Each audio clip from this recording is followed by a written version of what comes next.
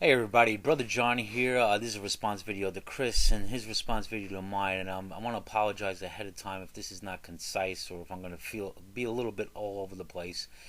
I'm kind of in a rush to get out for the weekend, but I did feel that I wanted to respond to Chris.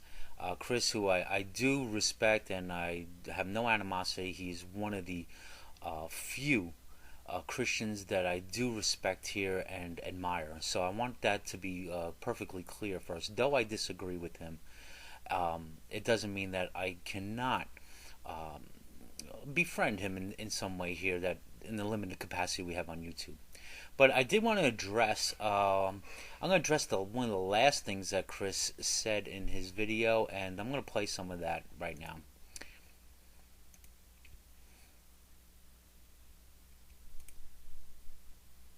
If we can ever get going here. Doing what you're doing shows that you do not have God. Now, to close, you say Christians don't want to answer your questions. You mentioned hell and how you see God is failing by having a ratio of 6 to 1 saved. And I guess I said 12 to 1 in my comment. Typo, but we'll go with it. The point I want to get to is I have answered you. I had this conversation with you months ago. Let me put it this way. If I was going to have 12 kids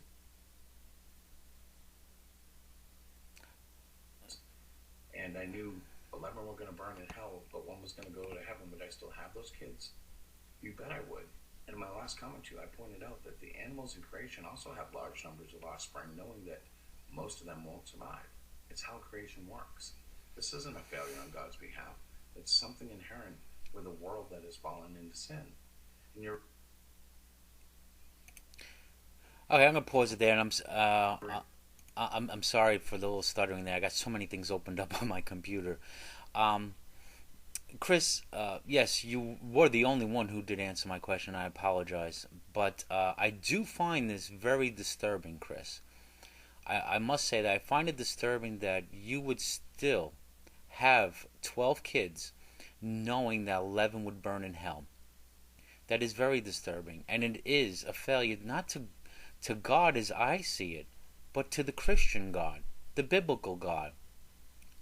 Now you try to justify this by saying that, well, animals in the animal kingdom lose many of their litter, many of their young, um, given the same ratio. So why should we think any differently? It's the evil, the sin that is inherent in the world, and that this is not a failure on God's part. I dare say it is, Chris, because God foreknew. Did he not? Did he foreknow that all this was going to happen? So if I have the foreknowledge, and I believe that 11 out of 12 are not going to make it, are going to perish, um, really, what is the point then? What is the point of creation?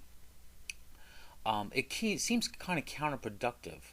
It seems almost sadistic, really, that you will allow such a creation just to be burned up, for most of it to be burned up. And I would think that we are held a little bit more special than the animal kingdom. I think there'd be more inherent value to human beings and human lives among than animals. We demonstrate that all the time by eating them. Chris,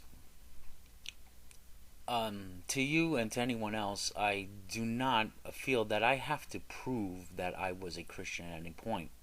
And yeah, you would probably believe that I was a Christian, especially back in the mid 80s and early 90s, when I was very involved in church.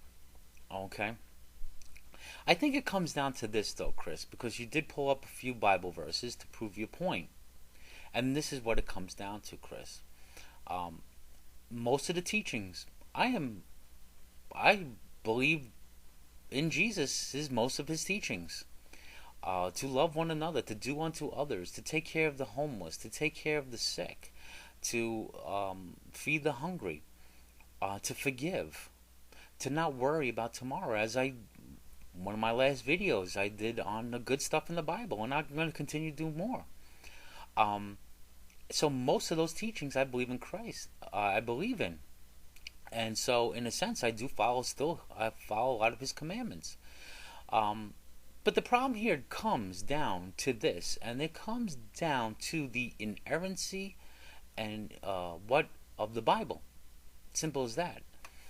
Because most Christians, because I know there are some denominations that do not believe totally in inerrancy, but in inspiration. So it comes down to that: the inerrancy, the accurate, the authority of the Bible. And through my studies, though, um, if you can see something that questions that authority, some kind of contradiction, some kind of error, it kind of takes away the authority of the Bible. And this is what it comes down to, Chris. And now we have limited knowledge of Jesus. Even in our most extra biblical evidence is lacking even for the existence of Jesus. But that aside, though, I'm going to grant it. And I agree, again, with most of his teachings. So when you use the Bible, to prove your beliefs, when now I do not believe in the accuracy or the inerrancy of the Bible, it kind of is, the argument is naught. Now, Chris, it seems, what I was getting also, that if someone does not believe in the deity of Christ, that you almost don't seem to have a problem with that. But most Christians would have a problem with that, Chris. And I would like to ask you, if one does not believe in the deity of Christ and a doctrine of an eternal hell, can they still be a Christian? I would like your opinion on that. Because these are two of the sticking points for me in studying some in the scriptures, okay? So that's one of the teachings. Now, as far as the Son of God, I believe he was the Son of God. But you know what, Chris? I believe that everyone on the earth is a son and daughter of God. You might take that as blasphemy and equate that to saying that we're all gods. And I hope you don't. But that's how I see it. Because as I said in my last video, I believe we're all part of God, including Jesus. He was an enlightened teacher, just like a lot of other teachers. The deity of Christ comes into question for me. Okay? So, yeah, I don't know what else to say because I'm running out of time here already so soon, and it seems like I have a lot to say. Oh, I wanted to say this, Chris. In the mid '80s and the early '90s, when I felt like I had the faith of 1,000 people as a Christian. And I don't know if many know this, okay, but as a Christian, I met my first wife in the church. We were very involved. Felt like, we were led by God, being used by God. And my first wife passed. She died after 4 months of being married, only 4 months. And I was in the room over her dead body in the hospital with two pastors that were in the room with me. And I prayed with all my might, every bit of faith that I had in me, for her to rise from the dead. And those two pastors tried to get me to, say, John, it's over. And I yelled at them. I remember yelling at them, do you not have enough faith? But some might say, well, John, that's why you left. No, because I persisted.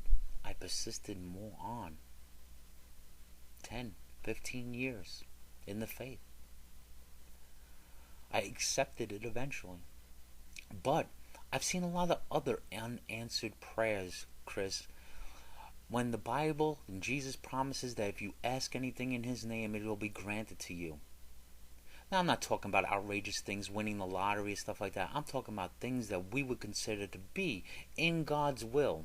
Raising of the dead, healing the sick. We do not see these things now, Chris. I've seen so many unanswered prayers, and these were in the will of God. And when Jesus says you should do more than I would ever do. You would think it'd be even more prevalent these days. How did Jesus, according to the New Testament, prove himself to be who he was? It was by the works he did. Those very works, Chris, are lacking in the church today. Till next time, Chris and everyone else, happy God Day. God bless, and peace out.